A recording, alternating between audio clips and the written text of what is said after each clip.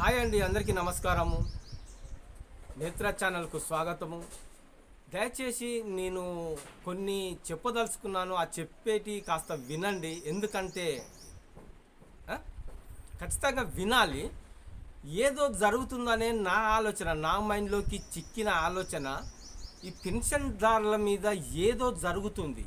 వాస్తవానికి చూస్తుంటే 26వ తారీఖు మామూలుగా పోయిన నెల 26వ తారీఖు నాడు పడే పెన్షన్ 26వ తారీఖు 24 ఆ విధంగా లాస్ట్ ఎండింగ్ వరకు అంతకు ముందు పోయిన నెల పడే పెన్షన్.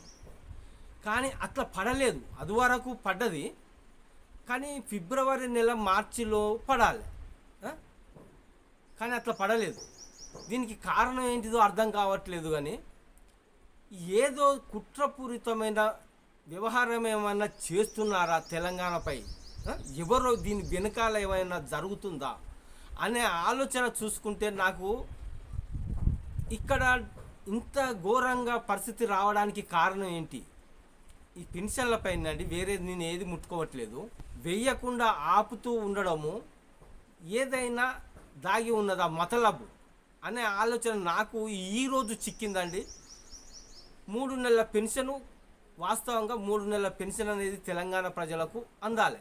ఈరోజు ఫస్ట్ కదా, ఈ ఫస్ట్ తారీఖు నాటికి మనం యాక్చువల్గా చూసుకుంటే, పొరుగు రాష్ట్రాన్ని చూసుకుంటే 3 నెలల పెన్షన్ అనేది మనకు ఈ రోజున విడుదల కావాలి.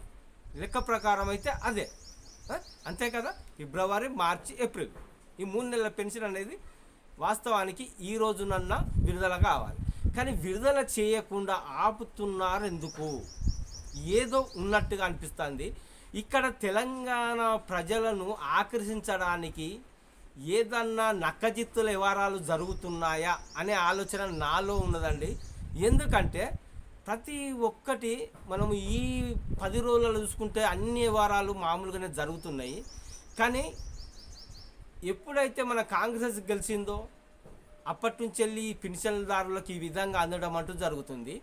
అయితే ఆంధ్ర రాష్ట్రంలో కూడా పెన్షన్లు గెలిచిన కాడి నుంచి వెళ్ళి ఇస్తూ వస్తున్నారు. కానీ ఈ నెల ఇప్పుడు ఏప్రిల్ 1వ తారీఖు నాడు స్వయంగా నారా చంద్రబాబు నాయుడు గారే పెన్షన్లను ఆంధ్ర రాష్ట్రంలో పంచుతున్నారు. ఇదివరకు అంటే మొట్టమొదటిగా చేశారు, గెలిచిన నెలలో స్వయంగా పంచి ఇచ్చారు. కానీ ఇప్పుడు ఈ విధంగా ఎందుకు చేస్తున్నారో నాకు అర్థం కావట్లేదు. ఏ టీవీలో చూసినా అదే విషయం మీద పెన్షన్లు ఇంటింటికి తిరిగి ఇస్తున్నారు అనే విషయము ఏ న్యూస్ ఛానల్లో చూసినా కానీ వార్త అనేది అది రావడం అంటూ జరుగుతుంది. మనం స్వయంగా ఇదివరకు దాకా కాదు, సాయంత్రం దాకా కూడా అదే చూపిస్తున్నారు. అయితే దీనికి గల కారణం ఏంటంటే, ఇక్కడ ముక్కిర్చే కార్యక్రమం చేసే విధంగా జరిగిందా, అక్కడ దృష్టికోణం అనేది మన తెలంగాణ ప్రజల మీద పడేలాగా ఏమైనా చేస్తున్నారా అనేది కూడా నేను ఆలోచించుకుంటే నాకు కొంచెం తెలుస్తున్నది. ఈ విధంగా ఏమైనా జరుగుతుందా అనే ఆలోచన నాకు నా మెదడుకు అనేది తట్టిందండి. ఖచ్చితంగా ఇలాంటి రాజకీయాలలో ఇలాంటి ఉంటాయి, ఖచ్చితంగా ఉంటాయి. ప్రజలను ఇక్కడ ఏమార్చే విధంగా చేసి ఇంకొక విధంగా ఆకర్షించుకోవడానికి ఎత్తుగడ వేస్తున్నారా అనే ఆలోచన నాకు కలుగుతుంది. ఎందుకంటే మొన్న పార్టీ ఆవిర్భావ దినోత్సవం రోజు కూడా, టీడీపీ పార్టీ ఆవిర్భావ దినోత్సవం రోజు కూడా కొంచెం ఇక్కడ గిలగిల అనే విధంగా కూడా కొంతమందిని ఏర్పాటు చేసి టీడీపీ గద్దెను కట్టి జెండా ఎగరవేసిన కార్యక్రమం కూడా చేస్తున్నారు. తప్పులేదు, పొరపాటు ఏం కాదు. ఎవరైనా పార్టీ ఉన్నప్పుడు ఎక్కడైనా చేసుకోవచ్చును. కానీ నేనేంటిదంటున్నానంటే, మన తెలంగాణ రాష్ట్రానికి ఆంధ్ర పాలకుడు అనేవాడు అవసరమే లేదు. ఎందుకంటే నేను చెప్తున్నది ఏంటంటే, ఎవరి మీద కోపతాపాలు లేవు, ఏ పార్టీ మీద నాకు సదుద్దేశం అయితే లేదు, దురుద్దేశము లేదు, ఏ ఉద్దేశము లేదు. స్టిల్ నేను ఒక ప్రజల్లో ఒక వ్యక్తిని మాత్రమే. అయితే మనకు ఎన్నో ఏళ్ళ నుంచి వెళ్ళి వాళ్ళ పాలన చూసాము. మనం ఏ విధంగా జరిగిందనేది మనందరికీ తెలుసు. ఇప్పుడు అంటే చిన్న చిన్న పిల్లలకైతే తెలియకపోవచ్చును, కోడకత్తు వయసు వాళ్ళకు. కానీ ఆ పాలన అనేది మనం చూసినాము. దాని ద్వారా మనకు అనుభవం అనేది జరిగింది. ఎంతో జరిగింది. చివరాఖరికి మన తెలంగాణ అనేది వేరుపడ్డది. ఆంధ్ర రాష్ట్రం అనేది ప్రైవేటుగా ఆంధ్ర రాష్ట్రం ఉన్నది. కొత్తగా తెలంగాణ రాష్ట్రం అనేది ఏర్పడ్డది. మనకు ఒక 10 సంవత్సరాల పాలన మన బీఆర్ఎస్ ప్రభుత్వం సూచించింది. తర్వాత ఏమైందో దిక్కుమాలిన వ్యవహారాలతోటి, దిక్కుమాలిన పథకాలతోటి కాంగ్రెస్ నక్కజిత్తుల వ్యవహారం చేసి కాంగ్రెస్ అనేది గవర్నమెంటు ఫామ్ చేయడం అంటూ జరిగింది. ఆ జరిగిన తర్వాతనే మన తెలంగాణకు అన్యాయము జరిగిన విధంగా చూస్తున్నాము. ఈ 15 నెలల కాలంలో ఏ విధంగా అన్యాయం అనేది జరుగుతుంది, గత ప్రభుత్వం ఉన్న పథకాలను ఏ విధంగా ఇబ్బందికరంగా మార్చి ప్రజలను ఇబ్బందులకు గురి చేస్తూ ఒక ఫ్రీ బస్ అని పెట్టిండ్రు. ఆ ఫ్రీ బస్సు కూడా ఇప్పటి వరకు ఆర్టీసీకి ఏమైనా పైసలు ముట్టజెప్పారా, లేకుంటే అది కూడా బాకీ కిందనే ఉన్నదా తెలంగాణ మీద, నెత్తి మీద అనేది కూడా ఆలోచన చేయాలి ప్రజలు. ఇప్పుడు ఈ బ్యాంకు రుణాలు తీసుకున్న వారికి ఆయన రుణమాఫీ చేశారు. ఆ రుణమాఫీ కూడా కొన్ని పథకాలకు ఇచ్చే నిధులను, వాస్తవం ఇది, ఈ నిధులను అటు మళ్లించారు. అటు మళ్లించి మళ్ళీ ఈ పథకాలను అందకుండా, వాళ్ళకు ప్రజలకు అందకుండా చేసిన మాట కూడా వాస్తవమే. అందరు చూస్తున్నారు. ఇక్కడ ఏది నేనేదో నాకు తోచింది నేను చెప్పట్లేదండి, జరిగింది మాత్రమే చెప్తున్నాను. ఆ విధంగా చేసినలు. గ్యాస్ సబ్సిడీ అని దాన్ని అరకొరగా ఎక్కడో ఒకటి అట్లా మన ఏది ఇట్లా మనం ఆకాశంలో చూస్తే ఎన్నో ఒక సుఖపడ్డట్టు పడుతున్నట్టుగానే ఉన్నాయి, కానీ అందరికీ రావట్లేదు. ఇక కరెంటు అనేది ఒక్కసారి ఎత్తుకున్నారు దాన్ని, ఆ 200 యూనిట్ల కరెంటు ఫ్రీ అని, మరునాడు దాని గురించే వార్తే లేదు. ఇక ఒక్కసారి అందరిని చెక్ చేసిండ్రు, ఎవరికి ఇవ్వాలనో ఆయనతో మీటర్లకు కొట్టిండ్రు, వాళ్ళకు రావాలని ఆయనతో పంపించడం జరిగింది. తర్వాత మళ్ళీ దునియా దాని గురించి చేసిన ఆలోచన లేదు, ఎంతోమందికి వస్తలేదు కూడా. ఒక్కసారి అడపదడప చేసిండ్రు, ఆయనతో గోసులు దులుపుకున్నారు, ఊకున్నారు. ఆ పథకం కూడా. ఇక రైతు బంధు అనేది మనం చూస్తున్నామండి.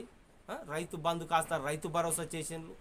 అది ఇప్పటి వరకు కూడా ఎవరికి వచ్చిందో ఎవరికి పోయిందో నానా మాత్రంగా తూతూ మంత్రంగా పడ్డాయి.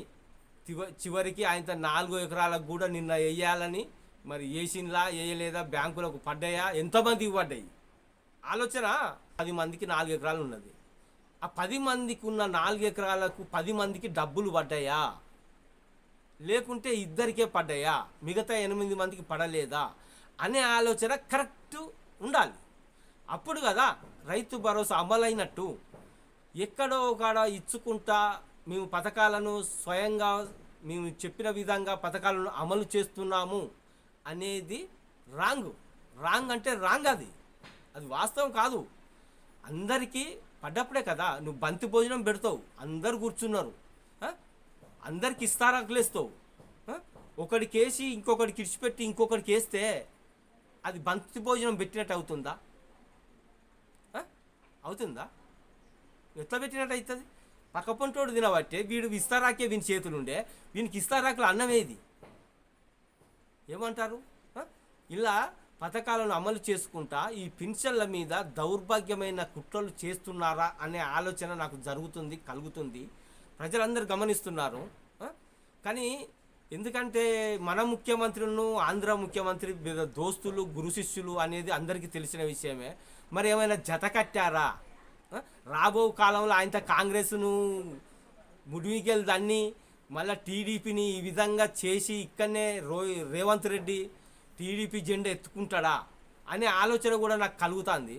ఎందుకంటే చూస్తే రాబో కాలం ఆలోచించుకుంటే ఇదేదన్నా జరిగి ఇక్కడ నుంచి వెళ్ళి మళ్ళా ఆంధ్ర నుంచి వెళ్ళి తెలంగాణకు మెల్లమెల్లగా టీడీపీ పార్టీ పాకి దానికి అధిపతిగా దళపతిగా రేవంత్ రెడ్డి నిలబడి ఇక్కడి నుంచి వెళ్ళి పాలన సాగించుకుంటా మళ్ళీ ఇక్కడ నిధులను నీళ్లను మనకున్న మొత్తం మెల్లగా మళ్ళీ చాప కింద నీరు లెక్క ఆంధ్ర రాష్ట్రానికి తరలించే ఉపాయాలు ఏమన్నా జరుగుతున్నాయా?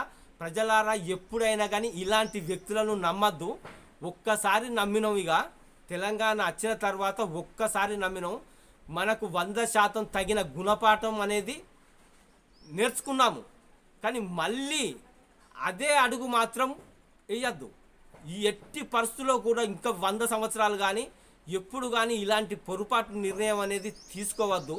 ఇది వాస్తవం. ప్రతి ఒక్క పౌరునికి కూడా, మీ ఇంట్లో ఉన్న పౌరులందరికీ కూడా తెలియజేయండి. ఏ పార్టీ ఎసొంటిది, ఏ నాయకుడు ఎసొంటోడు, ఎవడు ఎసొంటోడు, ఎవడు బాగు చేసిండు తెలంగాణ, ఎవడు నాశనం చేసిండు తెలంగాణను అనేది అందరికీ, ప్రతి ఒక్క కుటుంబ సభ్యులలో చిన్న పిల్లల కాంచెల్లి మీరు చెప్పవలసిన అవసరం ఉన్నది. ఇది ఆషామాషి ఉట్టి వ్యవహారం కాదండి నేను చెప్పేది. ఖచ్చితంగా ఇవి మనకు నూరిపోయాల పిల్లగాళ్ళకు. అప్పుడే మళ్ళీ తెలంగాణలో ఇంకో అడుగు అనేది పడది. ఇది వాస్తవము నేను చెప్పేది. దీని వెనుక చూస్తుంటే ఇదే కుట్రపూరితమైన వ్యవహారం ఏమైనా జరుగుతుందా అనే నా ఆలోచన అది. ఓకే, ఇదే నిజం కాదు, నా మెదడుకు తట్టిన ఆలోచన. ఎందుకంటే ఇది చూస్తుంటే ఈ విధంగానే కనబడుతుంది నాకు. ఈ విధంగా కనబడుతుంది కాబట్టి మీ అందరికీ ఈ విషయాన్ని తెలియజేశాను. Okay, right.